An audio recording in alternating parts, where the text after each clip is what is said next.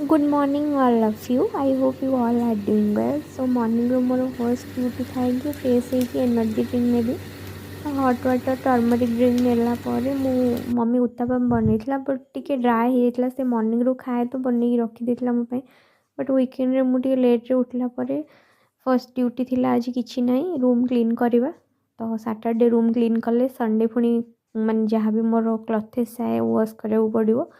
ତ ଆଜି ଯାହା ବି ଥିଲା ସବୁ ସେଟଅପ୍ ହେଇଗଲା। ଦେନ୍ ମମି ଟିକେ ବନ୍ଧାକୋବି ପିଠଉ ବନେଇଥିଲା, ଅଳ୍ପ ମୁଁ ଖାଇଥିଲି, ମୋତେ ବେଶୀ ଇଚ୍ଛା ନଥିଲା। ଦେନ୍ ମୁଁ ବନେଇଥିଲି ସାଲାଡ଼, ବନେଇଥିଲି କର୍ଣ୍ଣ ସାଲାଡ଼, ସୁଇଟ୍ କର୍ଣ୍ଣର, ସେଇଟା ଖାଇଥିଲୁ। ମମି ତ ସେମିତି ନର୍ମାଲ୍ ଷ୍ଟିମ୍ କରିକି ଖାଇବାକୁ ବେଶୀ ପସନ୍ଦ କରେ।